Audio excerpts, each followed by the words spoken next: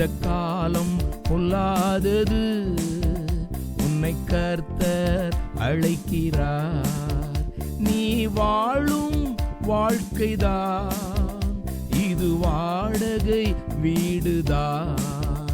நீ வாழும் வாழ்க்கைதான் இது வாடகை வீடுதான். இந்த காலம் பொல்லாதது, உன்னை கர்த்தர் அழைக்கிறார். தேவனுடைய நாமத்திற்கு மகிமை உண்டாவதாக. பரிசுத்த வேதாகமத்தில் யோவான் எழுதின சுவிசேஷம் 14 அதிகாரம் 6 வசனத்திலே இப்படி வாசிக்கிறோம்.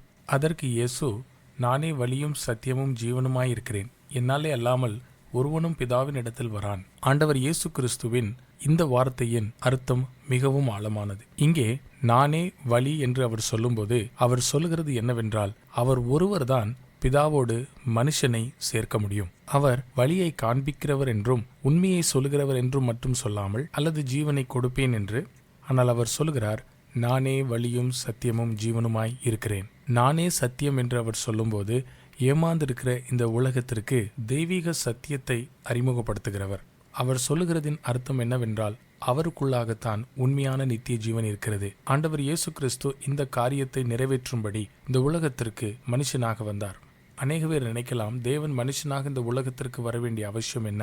அதற்கு உள்ளான அர்த்தம் இதுதான். மனுஷனை தேவனோடு இணைக்கும்படி அவர் இந்த உலகத்திற்கு வந்தார். இதுதான் தேவனுடைய அதிசயமான அன்பாக நமக்கு வெளிப்படுகிறது. அப்போஸ்தலர் நடபடிகைகள் 4 அதிகாரம் 12 வசனத்திலே இப்படி எழுதியிருக்கிறது, அவராலே அன்றி வேறு ஒருவராலும் ரட்சிப்பு இல்லை. நாம் ரட்சிக்கப்படும்படிக்கு வானத்தின் கீழெங்கும் மனுஷருக்குள்ளே அவருடைய நாமமே அல்லாமல் வேறொரு நாமம் கட்டளையிடப்படவும் இல்லை என்றான். மனுஷனுக்கு ரட்சிப்பு ஏன் தேவையாயிருக்கிறது? காரணம், மனுஷன் பாவியாயிருக்கிறான். இந்த பாவம் பரிசுத்தமுள்ள தேவனிடத்திலிருந்து நம்மளை தூரப்படுத்தினது.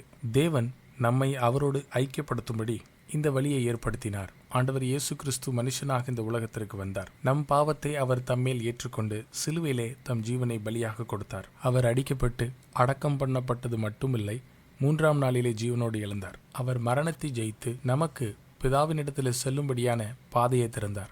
இன்றைக்கும் ஆண்டவர் இயேசு கிறிஸ்து இந்த அழைப்பை தான் உங்களுக்கு கொடுக்கிறார். பாவத்திலிருந்து மனம் திரும்பி ஆண்டவர் இயேசு கிறிஸ்துவை இரட்சகராகவும் தேவனாகவும் ஏற்றுக்கொண்டு நீங்களும் இரக்கமுள்ள இந்த ரட்சிப்பை உங்கள் வாழ்க்கையில பெற்றுக்கொள்ளலாம்.